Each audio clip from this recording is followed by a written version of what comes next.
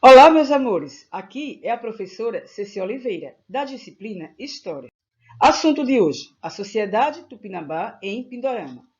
Tudo é muito misterioso quando se trata da história dos indígenas, antes da chegada dos portugueses. Como não havia escrita, na época, pelos indígenas, só foi possível conhecer algumas histórias através dos relatos dos portugueses, em cartas e diários, e também pelos franceses. Antes da chegada dos europeus, essa terra foi chamada de diversos outros nomes. O mais comum foi Pindorama, que na língua tupi significa terra das palmeiras ou terra de árvores grandes e altas. Todos esses nomes pertencem à mesma terra, que com o decorrer do tempo viria se chamar Brasil. Cuyambebe era um grande guerreiro, forte, alto, que liderou diversas frotas de canoas por Angras e recôncavos. Combateu os tupiniquins, que viviam no planalto de Piratininga. Também derrotou os tirmenimos, que viviam na Baía de Guanabara, antes que os tamoios se fixassem. Cunhabebe pertencia ao grupo dos tamoios, falantes da língua tupi, que vivia nas regiões entre Cabo Frio, atual Rio de Janeiro, e Bertioga, atual estado de São Paulo. O povo e a língua tupi. Os indígenas tupi predominavam no litoral do atual Brasil nos anos 1500. Foram os primeiros a entrar em contato com os portugueses colonizadores. Eles estavam divididos em vários supergrupos, como tupiniquins, tamoios, terminimos, tupinambás e tantos outros. Maloca, a casa indígena. Em todo o litoral atlântico, os índios tupis viviam em malocas, abrigos feitos de palhas, talos de madeira e folhas de palmeiras, sem janelas. Elas possuíam apenas duas entradas laterais para arejar e refrescar, e uma no centro, por onde entravam e saíam as pessoas.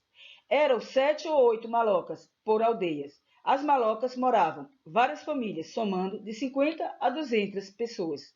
As malocas também são dormitórios coletivos, com redes e esteiras de palha. Também era um lugar onde as mulheres faziam farinha, assavam mandioca, fermentavam cauru e ainda um lugar de festa.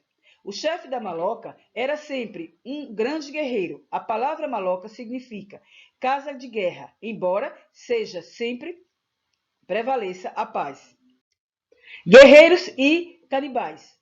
A guerra era a atividade mais valorizada entre os tamoios e demais grupos tupis. Os guerreiros se preparavam de corpos e caras pintadas de urucu, em cores vermelhas e preta, e também com ginipapo.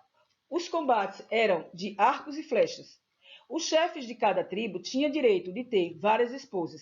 Muitos escreveram que os tupis eram preguiçosos. Em suma, não eram preguiçosos, e sim organizados. Gostavam de caça e pesca. Não produziam para vender, e sim para sua própria sustentação. A antropofagia tupi. A forma como os tupi matavam seus prisioneiros era um ritual. Eles o amarravam com uma corda, mussurama, e o matavam com um golpe de maçã ou pilão de madeira e pirapema no crânio. Depois comiam. Esse ritual só reforça a identidade do grupo. Para nossa cultura, o canibalismo é chocante. Para a cultura daqueles indígenas, era uma condição para se sentirem mais fortes e unidos. Os tupis, no início da colonização. Desde o início, os tupis souberam aproveitar as disputas entre os colonizadores europeus pelas riquezas do Brasil. Na Baía de Guanabara, os tamoios, chefiados por Cuyabebe, aliaram-se aos franceses para combater os portugueses, que tinham o apoio dos terminimos, liderados por Araribóia, outro guerreiro indígena.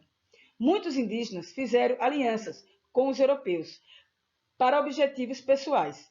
Há exemplos disso, os tamoios e terminimos eram povos inimigos antes da disputa dos europeus sobre a Guanabara. Esses povos indígenas também usaram os europeus. Portanto, as alianças que faziam eram pensadas com estratégias de derrotar os inimigos de outras tribos. Nessa disputa, os terminimos saíram vitoriosos em 1567.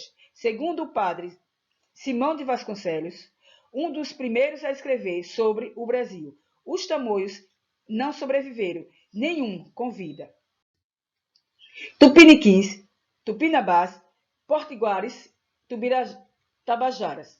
Tupiniquins. Na região do São Vicente, atual litoral paulista, viviam os tupiniquins, indígenas tupis. Seu grande chefe era Tibiriçá, principal guerreiro da aldeia de Iapuambuçã. Os tupiniquins sempre combateram outros tupiniquins de outras tribos. Como todo chefe indígena, tinha direitos de ter várias mulheres. Com o passar do tempo, se alinhou-se aos portugueses para derrotar tribos rivais.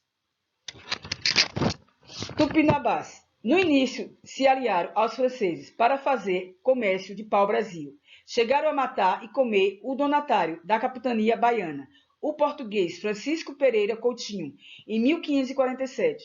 Seu chefe era Caramuru, considerado um grande guerreiro. Também tinha várias mulheres. Rompeu com os franceses e construiu uma nova aliança com os portugueses, que apoiavam o governo geral.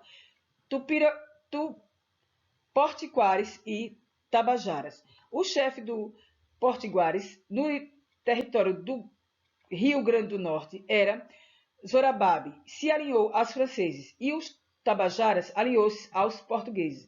Quando os franceses foram expulsos na região em 1598, Zorababe mudou de lado, passou a apoiar os portugueses, à frente de 1.500 guerreiros. Os tupis foram aliados ou vítimas da colonização? Em muitos momentos, os indígenas foram fortes opositores dos portugueses, como no caso dos Iamores, na Bahia. Em outros, eles combateram os portugueses, mas se alinharam aos franceses. Enfim, alguns grupos indígenas se alinharam aos portugueses desde o início da colonização. Preservaram a cultura tradicional até onde foi possível, mas com o passar do tempo aderiram à religião e tantos outros costumes europeus. Epidemias arrasadoras. Inimigos ou alinhados dos europeus, os indígenas sofreram muito com o início da colonização, no século XVI. Houve também os que morreram na luta ou foram escravizados. Além disso, aldeias inteiras desapareceram completamente, atacadas por epidemias mortais. A gripe era uma doença mortal entre os indígenas, que não tinha anticorpos contra esse tipo de vírus. A varíola, outra doença trazida pelos europeus, também foi fatal. Essas epidemias mataram metade da população indígena na época. Meus amores, assista ao vídeo quantas vezes for necessário para que vocês possam entender o assunto. Bons estudos e até a próxima.